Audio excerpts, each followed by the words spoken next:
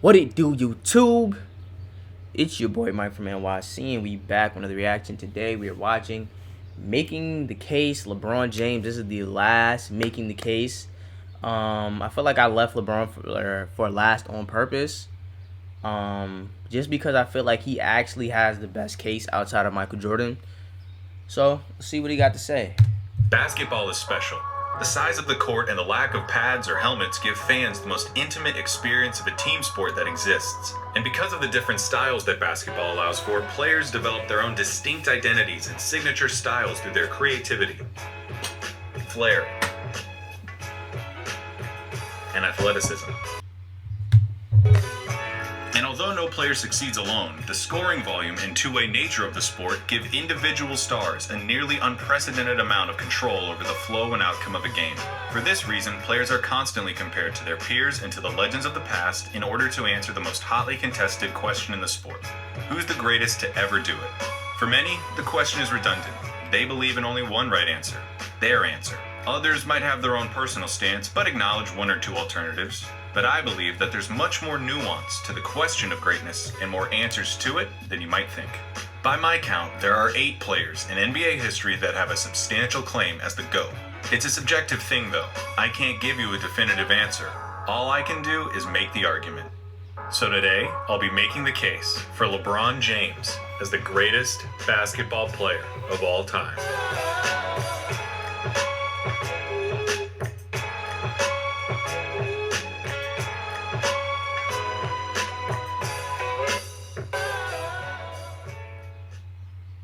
To begin making the case for LeBron James, no. Michael Jordan is the GOAT. LeBron James isn't built like that. There's no way that he is the GOAT. Get out of here. What are you talking about? LeBron. You're making a video about LeBron being the GOAT. Get out of here. No.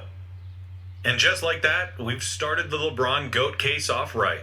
Somebody like me makes a video like this, to which a certain segment of the population reacts by getting so mad that they start to pop blood vessels. And that's a really interesting reaction to me.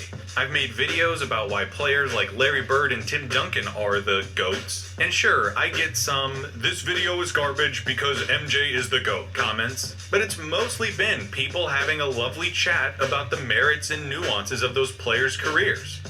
I don't expect that to be the case today. Let's look in the comments real quick. I kind of want to see what the comments is talking about. Let's see. So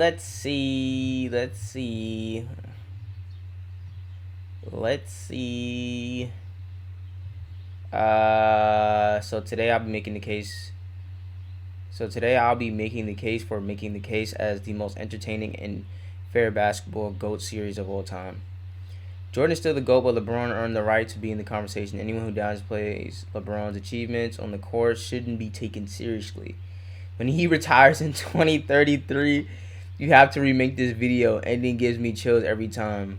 Well, the ending is fire, right? I'd also like to remind everyone that the decision raised over $2 million in charity. Whoa, is that actually true? Nah, bro. Niggas be leaving out shit like, yo, niggas just be leaving out important details. I think one of the most impressive things about LeBron is he came from nothing. I mean, lots of greats had humble beginnings, but LeBron really came from nowhere. Single teen mom poverty, have to admire it. And this is from a Warrior fan that hates his guts for 2016. Nah, he owed y'all that, though. Like, y'all did him dirty in 2015. Kyrie got hurt. Like, he owed y'all that. LeBron can't be the GOAT. He never won a college game. Built like, oh wait, all right. I don't want to spoil it. I want an opinion that causes. All right. All right. That's enough for the comments right now. There's thousands of comments, so I ain't gonna do too much. But friends. When LeBron James was a freshman at St. Vincent St. Mary's High School in Akron, Ohio, he posted per-game averages of 18 points, 6 rebounds, and 3 assists. The Irish went undefeated, 27-0, won the state championship, and James was named the state tournament MVP. And just like that, the final year of anonymity for LeBron James was over. In the summer between his freshman and sophomore years, James's play on the AAU circuit caught the eyes of every scout he encountered. Word began to spread far and wide about the man-child from Akron, Ohio.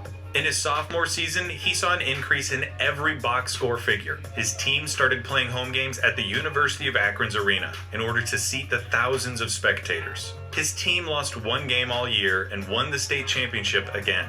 He became the first sophomore ever named to USA Today's All-USA First Team. He had officially entered the territory of phenom. Scouts were infatuated with James for a number of reasons. He had every measurable you could want out of a 16-year-old. Tall, strong, good wingspan, off-the-charts athleticism.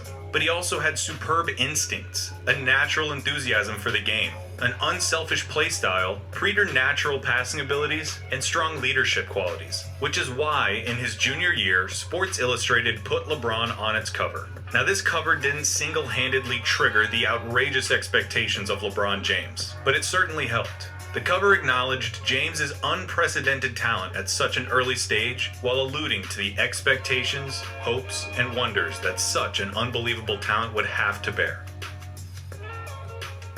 Beginning his junior year, James and the Irish would play their home games almost exclusively at the University of Akron's arena. ESPN2 began broadcasting their matchups to the country, and Time Warner Cable started selling his games on pay-per-view for $7.95 a pop to the Akron populace. The hype was substantiated by more incredible play from James, who improved from year to year. As a junior, he was named to a second All-USA First Team and became the first junior to ever be named the Gatorade National Player of the Year. As a senior, he won a second National Player of the Year award and was named to an unheard-of third All-USA First Team.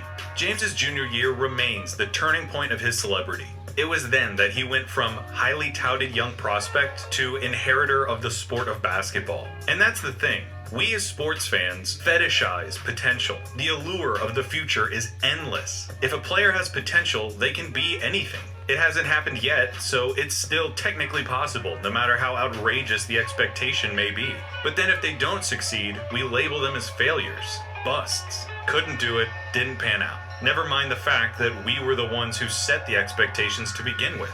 Promise is a double-edged sword, and this was promise like no other. LeBron was the first real athletic prodigy of the internet era. It was the first time that the country could whip itself up into this kind of frenzy about the internet era. This was promise like no other. LeBron was the first real athletic prodigy of the internet era. It was the first time. What was the internet era? What?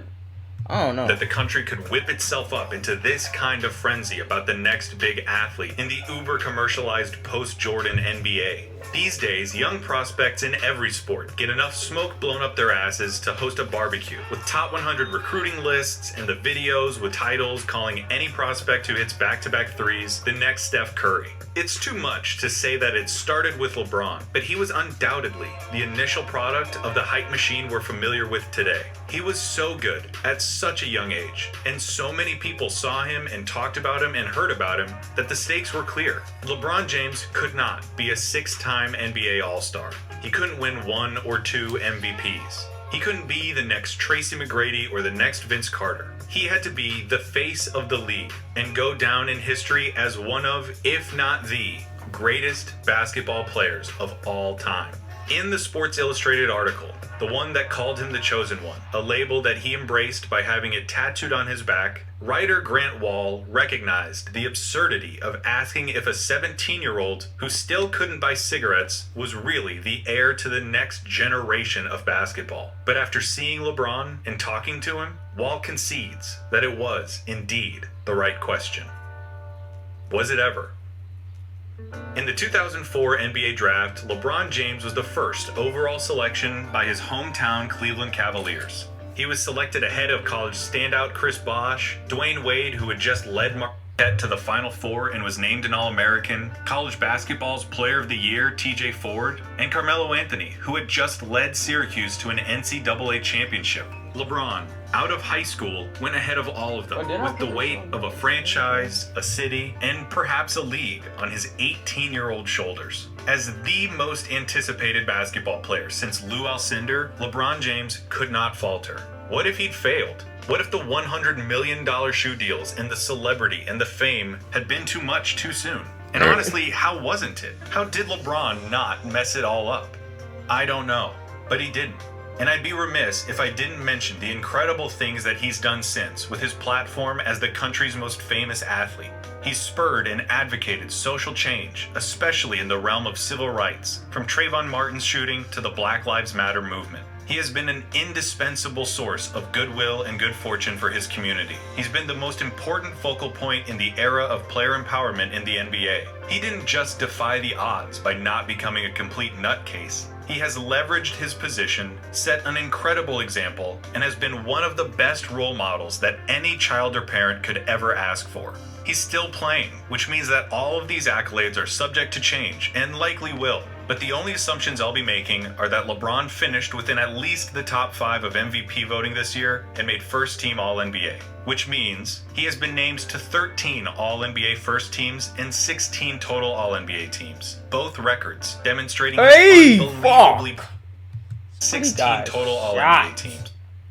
Both records demonstrating his unbelievably prolonged reign over the sport. He's won 4 MVPs in 5 years, a feat only matched by Bill Russell, and finished in the top 5 of MVP voting in all but 3 of his 17 seasons. He's been selected to 16 All-Star games, 6 All-Defensive teams, and stands at or near the top of multiple all-time statistical leaderboards that demonstrate his all-around proficiency from playoff points scored to career assists. He has achieved such a universal and unique statistical position for a number of reasons. Namely among them, LeBron James is the best basketball player of all time. When James Naismith nailed a peach basket to a wall in a gym in Massachusetts, there was no way he could have ever imagined the game as it is today. And there is no way, not in his wildest dreams, that he could have ever imagined an athlete like LeBron.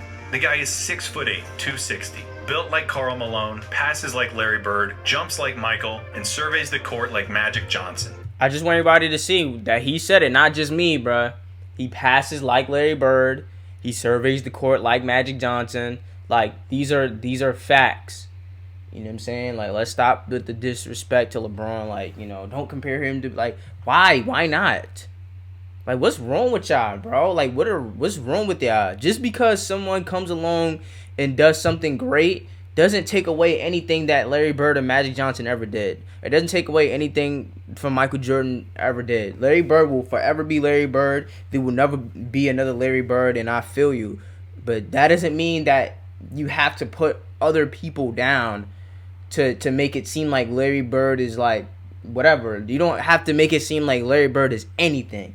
You don't have to make it seem like Magic Johnson, Michael Jordan are anything. They are who they are, and they are legends, and nothing will ever change that. So stop bringing other people down to make it seem like whatever you trying to make it seem like, whatever agenda you got. All right? Those are all-time greats. They're all all-time greats. They all are unique and one of one in their own facet. All right? So stop with the hate, bruh. Stop with the hate, because most of y'all don't even, there's no way most of y'all really watch LeBron talking like this. Like, what is the matter with y'all? Like, what's going on with y'all? Like, I don't understand what's going on with y'all.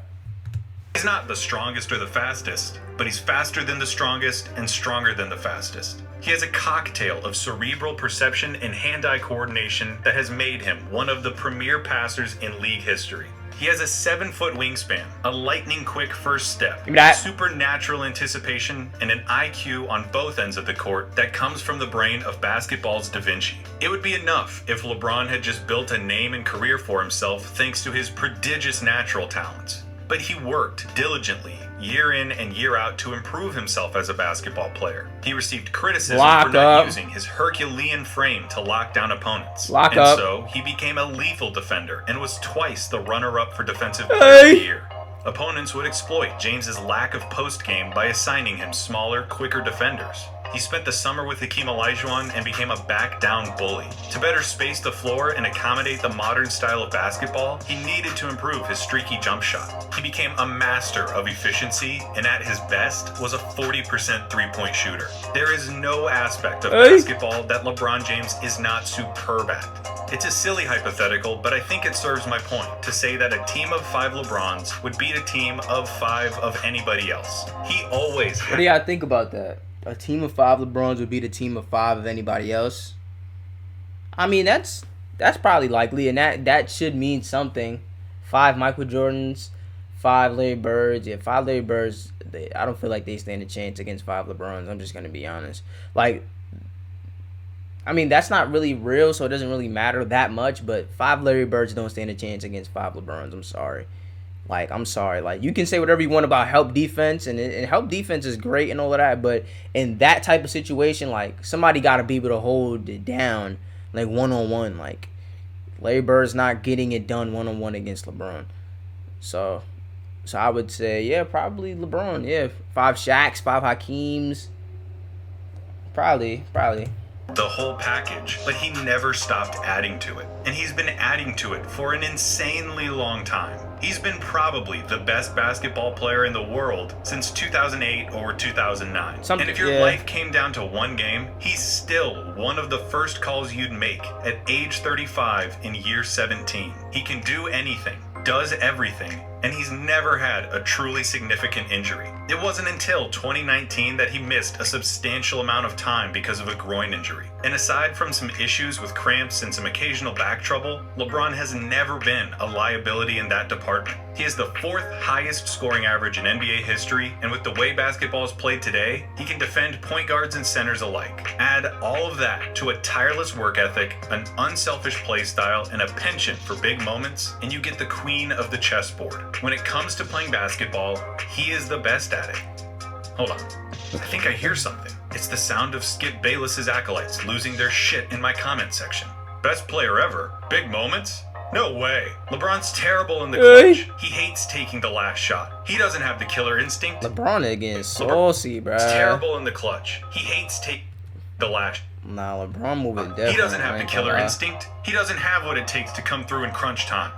I don't know where this got started or how it's been able to persist, but that sentiment is just factually untrue. There is an overwhelming amount of evidence to support LeBron's clutch ability and killer instinct. There's statistics that show that James is clutch.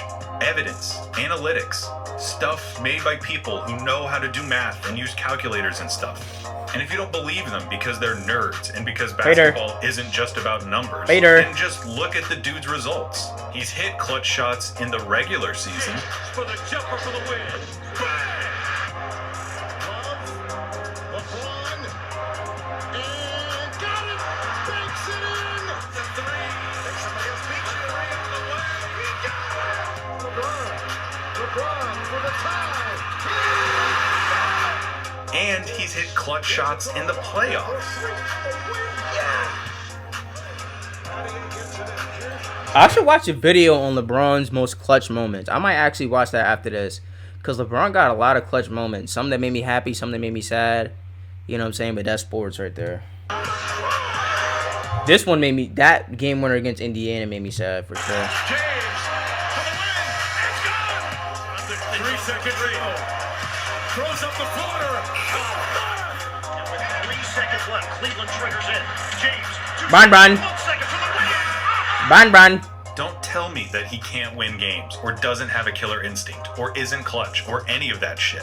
He spent a lot of time playing in the biggest games too, in an absolutely loaded league. In the playoffs, he has faced Gilbert Arenas, Chauncey Billups, Tim Duncan, Tony Parker, Manu Ginobili, Kawhi Leonard, James Harden, Russell Westbrook, Kevin Durant, Ray Allen, Paul Pierce, Kevin Garnett, Dirk Nowitzki, Dwight Howard, Derrick Rose, Al Horford and Paul Millsap, Steph Curry, Klay Thompson, Draymond Green, DeMar DeRozan and Kyle Lowry, Paul George, Victor Oladipo, Damian Lillard, and so on.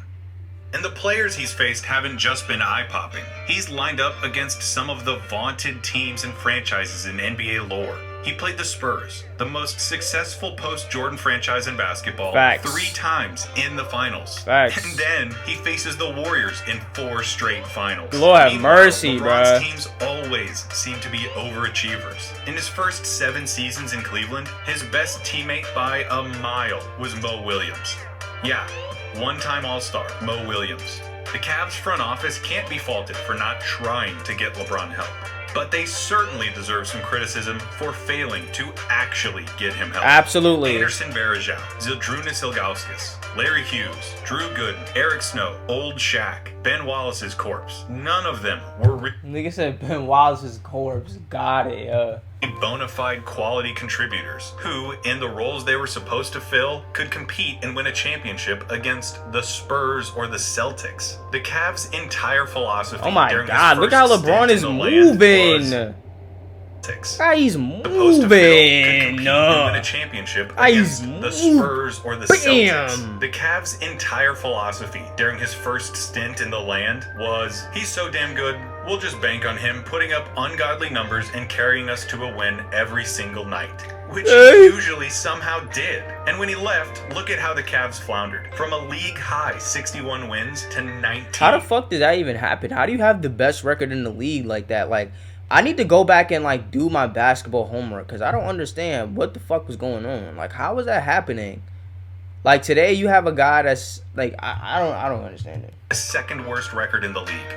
Nothing exemplified the plight of LeBron more than Game 5 of the 2007 Eastern Conference Finals. With the series tied at 2 games apiece, LeBron and the Cavs were trying to pull off an upset against the former champion Detroit Pistons nucleus on their home court. With around 3 minutes remaining in the fourth quarter and the Cavs down 7, LeBron got fouled on a drive, and so began one of the most impressive stretches of basketball ever played in any series by any player. I'm watching that To too. say that James, at age 22, proceeded to take over the game feels like an undersell. He scored 29 of the Cavs' final 30 points, including 25 in a row.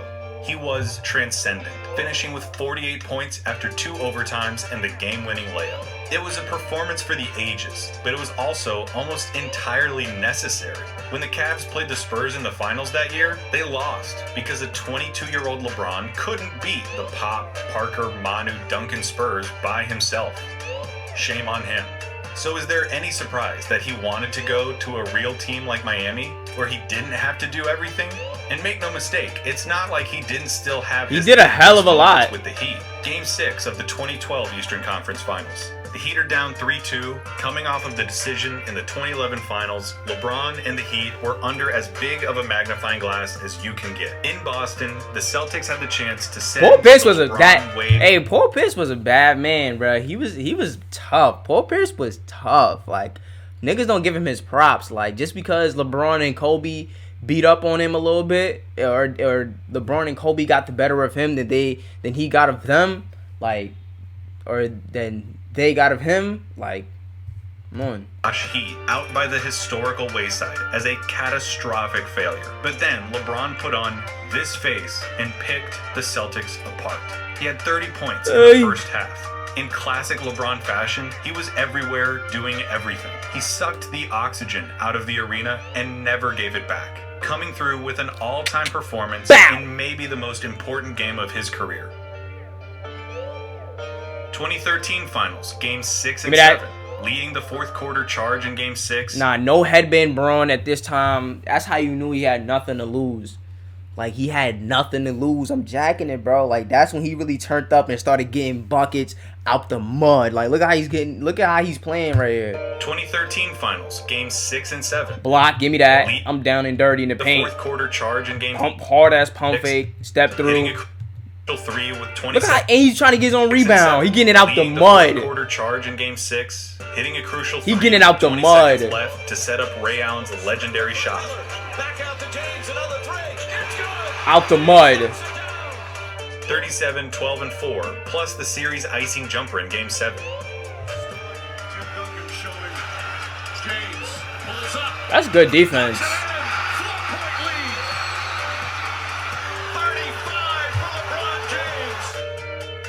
The games, series, and runs that he's had will someday fill their own multi-part documentary. We'll talk about a few more later, but the overall theme is undeniable. LeBron has lived in the playoffs and thrived under the brightest of lights, despite the unique brand of scrutiny, doubt, and criticism that is his. But none of that matters to you because of 3 things. The sources of so much of that doubt and criticism. The 2010 Eastern Conference semifinals, the decision, and the 2011 finals. All 3 events happened within the span of about 400 days. It started with the second round of the 2010 playoffs, Boston versus Cleveland. Despite having the best record in the league, the Cavs lost in 6 to the Pierce, KG, Ray Allen Celtics. LeBron's numbers look okay, but if you remember watching at the time, or you go back now and watch, nobody's telling me 27, 19, and 10 is just like, okay. I'm not, but I'm gonna go back and watch these games, bro, because like I can't see that. I can't see that not being good. 8 for 21 is low for LeBron. LeBron is usually more efficient than that. But even that isn't even bad, especially playing against the Celtics with no real help, really. But can tell that LeBron's just not there. He's checked out. No aggression, no urgency, stretches of total detachment. He was a no-show. And no one still knows definitively why, but salacious rumors persist that you can look up for yourself. Whatever the reason, the loss amped the noise around LeBron up to new levels. He can't do it. He doesn't have it. The basketball world prepared itself for one of the most consequential free agent decisions ever. What they got was the decision. A 1-hour nationally televised special. LeBron was going to announce his decision on live TV. How could this go wrong? The answer to the question everybody wants to know. LeBron, what's your decision? In this fall, man, it's very tough. In this fall, I'm going to take my talents to South Beach and join the Miami Heat. The best basketball player in the world dumped his hometown team, the most tortured sports city in America, live on television to join a super team with Dwayne Wade and Chris Bosh. He had quit on Cleveland in the playoffs and followed it up with the mother of all backstabs. The decision remains perhaps the single meanest thing an athlete has ever done to their franchise. It was mindless, shallow, insulting, and egotistical in a profound way. LeBron quickly went from one of the most popular and celebrated athletes in the country to its most hated. Cavs owner Dan Gilbert published an infamous letter tearing James apart. Fans burned his jersey in the streets. Conversations about how LeBron was wired and whether he could be the guy flooded the airwaves. But the funny thing was, I don't think anyone really faulted him for wanting out of Cleveland. It was clear that he didn't get the help that a superstar needs in order to capitalize on their talents. The criticism was first and foremost with the execution, doing it in a self-aggrandizing live TV special. The criticism quickly turned into nonsensical, inane cliches and false narratives. The same LeBron that was getting praised for his ability to cultivate camaraderie and success on abhorrent teams was now being criticized for not making his teammates fear him. Whatever. I just want to say, like, I think that just goes a lot to show with people. Like, people really take it for granted, yo. Like, you think you're entitled to have LeBron? LeBron literally blessed LeBron literally blessed Ohio with his presence. The fact that you feel you're entitled for him to just stay there when y'all didn't even do nothing. It's like you have the girl of your dreams. You got the girl everybody want. And you bullshitting. And she like ride or die. Like she's there for you. You know what I'm saying? She's there for you. Right? She like, you ain't about nothing. You ain't trying to do nothing. You ain't like, you not on nothing. And she on her grown woman stuff. And she bout it. And she beautiful. She taking care of herself. She is everything that anybody would want.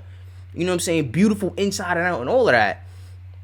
And then you get mad at her when she finally get fed up with your bullshit. Like, you're not even trying. Like, I understand, like, you feel me? Like, the team is bad or whatever. But you not getting nothing done. And she leave you.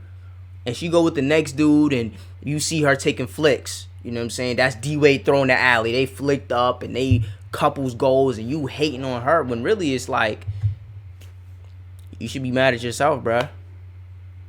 That's really what it is. Like, you really should be mad at yourself. You know what I'm saying? And it was like, damn. And then when he came back, it was like, damn, that girl came back to, I don't even know what that equivalence would be, because he left again after they got the chip.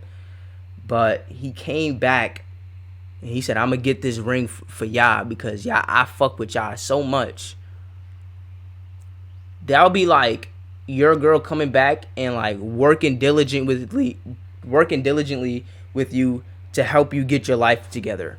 Like, she's working with you. She don't want to be with you, but she is putting in work to help you accomplish your dreams and goals. And once she help you get that ring, whatever that ring is for you in your life, she going again. She on to do what she want to do. Like, that's a saint. when you really think about it like that. But people are so entitled. Like, bro, how where do you even get off thinking that LeBron's just supposed to stay there when y'all so sorry? Like, bro, if I was a Cleveland fan, every time LeBron laced up to play for Cleveland, bro, I would be so grateful, bro. I'm like, wow, he blessed us again with another day or another game with his presence type shit. And when he left, you know. But these are things that I'm learning now. Like, you know what I'm saying? Just these are really more life shit, but that's how I would look at it. That means. Was the decision the dumbest thing LeBron could have done? Yes.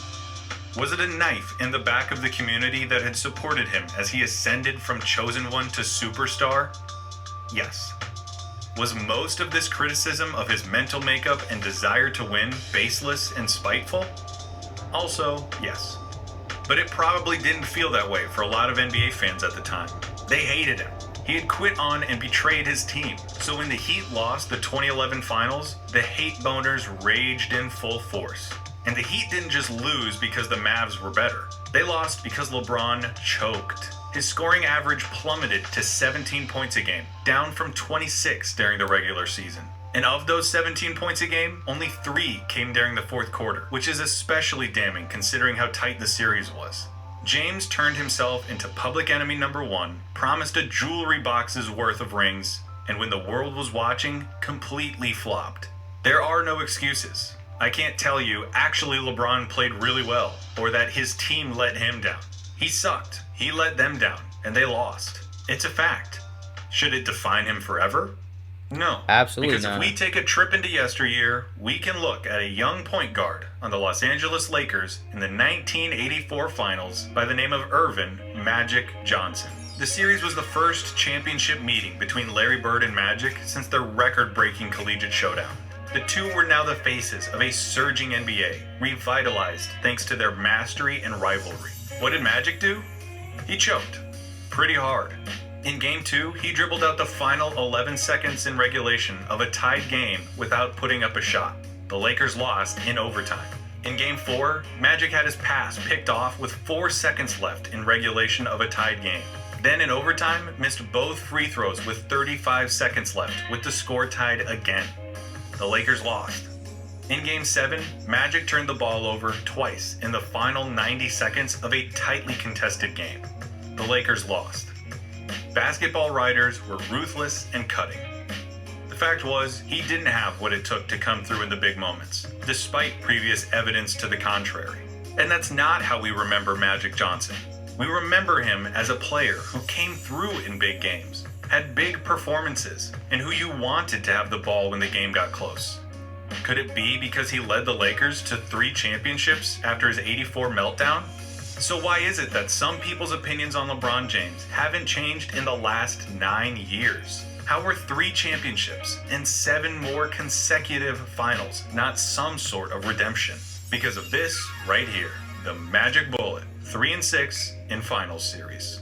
Not that he's won 3 championships, or that he's made 9 finals, or that he's spent almost the entire decade of the 2010s playing June basketball. It's that he's made it 9 times and lost 6 times. Would it be better if he were 3-0 or 3-3? It is not a meaningful or insightful conversation in any capacity to boil down a player's entire career, his contributions, strengths, weaknesses, and subtleties, to just his record in the NBA Finals. How is it that making it to the finals and losing is worse than not making it at all? If you take the time to actually look at how he ended up in those series, and what he actually did in them, I have no idea how you could misconstrue his finals performances as a hindrance to his case. We talked about 07, 11, 12, and 13. Of those 4, the first was a loss to a team with an actual roster and head coach. The second was a loss that can be pinned entirely on James. And the last 2 were victories.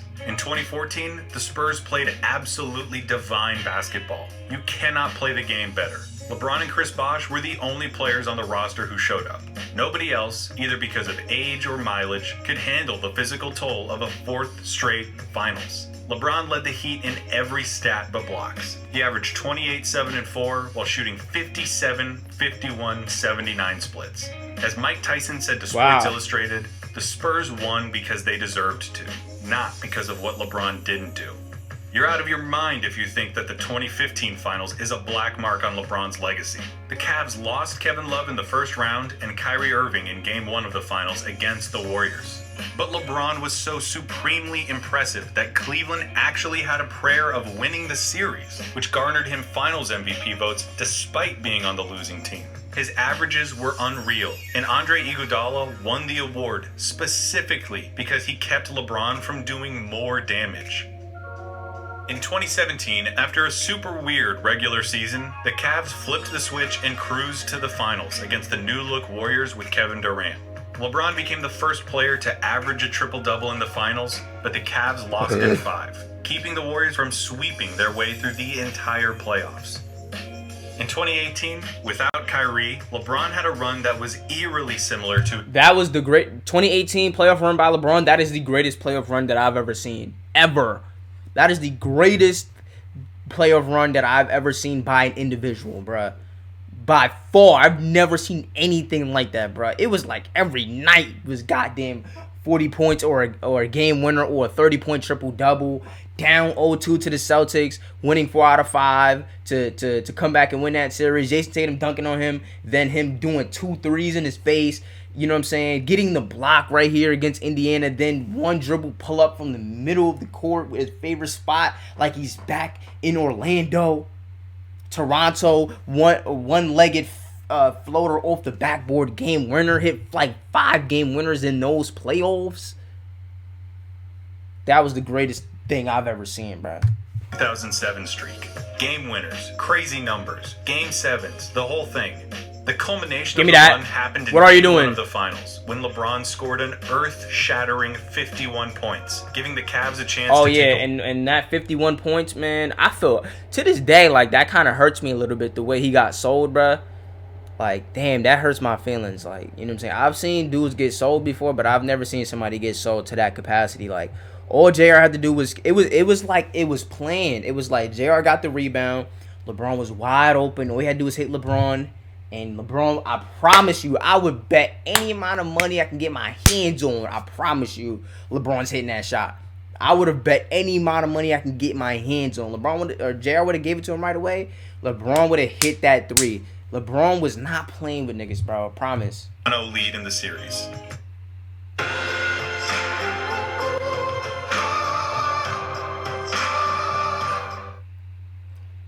Come on, City Road. Let's get to work. Push yourself on our rower. Feel that? Challenge yourself on the mat.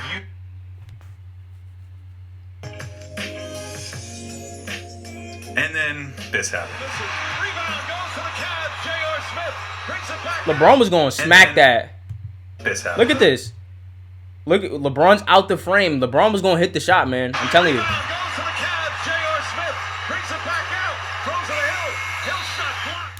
For the past 13 years in a row, every team that LeBron James has played on has been in contention to win the championship, regardless of the roster around him. We're not going to play the what-if game, but he's proven that he doesn't need the league's all-time leading scorer as a teammate or the Zen Master as a coach. He also doesn't need time off between finals. It took him 8 straight finals before he finally wore down.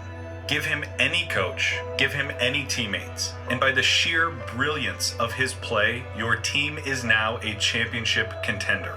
And I don't have to make the argument that 3 rings is more than 5 or 6 or 11, because that's not how we evaluate these players. We don't just look at ring totals, otherwise Robert Horry would be on Mount Rushmore. Yes, it's all about winning, but it's really not. We try to synthesize things like play style, competition, success, achievements, dummy, accolades, and the like into a more cohesive killed and him, complete yo, my picture. gosh. Just asking, did they win, when trying to argue for the greatest basketball player of all time is the wrong question, because, you know, it's a team sport. The better question to ask is which player gave their team the best chance to win? Who meant the most to their teams? And the answer to that question is LeBron James. Is there any better example of this than the 2016 finals? What other player in that situation would have been able to do what LeBron did? He didn't try to will his team to victory by just jacking up shots. He picked his spots perfectly, got his teammates involved, and inspired a belief that they could win despite the odds.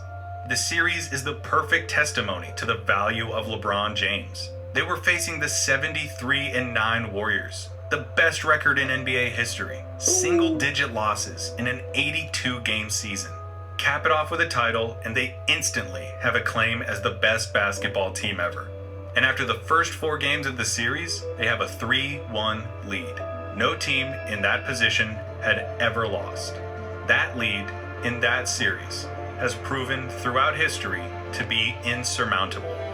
Game 5, in Oakland. Kyrie shoots 70% from the floor to rack up 41 points. LeBron matches him with 41 of his own, plus 16 You know we got a rebounds and match. 7 assists. You know we got a Tristan match. Thompson is the only other Cavalier in double digits. Game 6 in Cleveland. LeBron spearheads a blowout with another 41-point performance, with 8 rebounds and 11 assists to go along with it. The momentum of the series has palpably shifted. Game 7 had legacy bursting at its seams. Something historic was going to happen, no matter how the game ended. Either the Warriors were about to cap off the most successful basketball season ever, or the Cavs were going to do the unthinkable.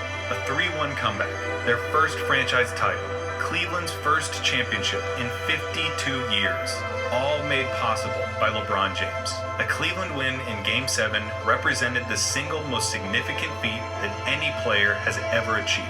The most anticipated high school basketball player in a lifetime, who became the chosen one 45 minutes away from the team that would draft him, who took that team to brand new heights, who broke that city's heart in an astonishing way, came back to try to make things right, and was now 1 game away from fulfilling his promise in an unprecedented comeback against a record-breaking opponent.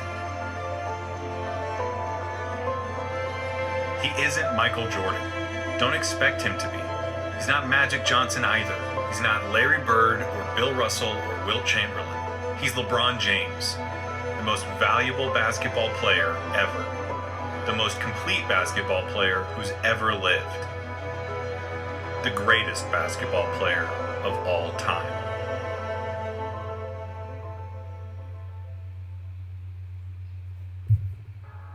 Oh shit. Damn, I forgot what I was gonna say, man. That shit kind of gave me. Oh, yeah. I feel like those 2016 finals, like, you could say LeBron's not the GOAT, but I think those finals embodies just everything about LeBron, like, in terms of his life, like beating a team that went 73-9, the greatest record of all time in basketball, in NBA history. Being down 3-1 and then winning 3 games in a row in the way that he did, with back-to-back 41 games, the clutch block, all of that. Like, I feel like that just embodies, like, LeBron, just, like, defies the odds. Like, there was a statistic, I think, a couple years ago when he played the Celtics. Like, the Celtics are undefeated when they're up 0-2 in the series, and, you know, LeBron beats them. You know what I mean? Like, LeBron hits these game winners. Like, he does all of these things that are just seem, like, unfathomable, bro. Like, he does all these things that seem like it's impossible. Like, but I feel like when you get it out the mud the way LeBron did, like, when you come up the way LeBron did, and you defy odds, just existing in the way that you're existing, like, nobody can tell you that you can't win no basketball games. Nobody can tell you that. Like, there's no way that anybody can really tell you, like, you can't do something. Like, if I made it out of Akron, and I'm literally the chosen one, and I've done everything that I've done and accomplished all the things that I've accomplished, being one of the best basketball players, you know, pretty much the first few years in the league. Once that Pistons series happened, he was one of the best ever. Maybe not greatest because he didn't have the accolades, but he was one of the best to ever lace him up. Once you do all of that, nobody can tell you you can't beat no 73-9. Like, you think I'm worried about a basketball team? I think that's really, like, what LeBron provides, like, motivation for me, bro. Like, he makes me feel like anything's possible. He really makes me feel like anything is possible, bro. That's the thing that I like about LeBron the most. Like, you know, those 2018 finals, those teams had no business winning all of those games. Like, multiple game 7s, and then that game 1 against the Warriors. Like, I watched that entire game, bro, and he really dismantled that, like, one of the best assembled teams of all time, single-handedly, like, just messing him up. Deep threes, layups, and ones, like, giving it to him in all kinds of ways. You know, and he really made it seem like you can do anything, like, you know, or at least that he can do anything. You know, I think he made a great case. You know, I think he made, you know, when I evaluate these making the cases, I usually evaluate it based off of, like, the quality of the case, not necessarily the quality of the player, right? So I would say the case he made for Bill Russell is an elite case, right? Even though I feel like the argument he made for Kareem was better, I just think he was working with more. But based on what he was given, I think he did as good of a job as the case that was there. So I would say, in terms of, you know, making the case for LeBron, I would say he did pretty solid. I think he did everything that he could have done. He did everything you could have done in that situation right there. But yeah, LeBron, we gotta stop like trying to tear LeBron down to lift others up. Like, you know what I'm saying? Like, he's not Bird or Magic or MJ, and those players aren't him. Those players could not do what he does. You can say what you want about Kobe, MJ, Tim Duncan. Those players cannot do what he does. He cannot. None of those players can do what he does. So, you know, that being said, definitely like, comment, share, and subscribe if you like these type of videos, and I will see you when I see you. Peace.